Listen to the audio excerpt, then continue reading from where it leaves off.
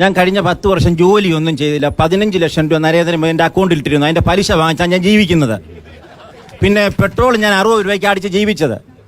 നിങ്ങൾ കാളവണ്ടിയിലും കുതിരവണ്ടിയിലും ഈ സംസ്ഥാനത്തൊട്ടാകെ ഇന്ത്യ ആകെ പ്രതിഷേധിച്ച ആൾക്കാരാ. സാധാരണ ജനങ്ങളെ താങ്ങുന്നെന്ന് പറഞ്ഞാൽ എന്തോ താങ്ങി?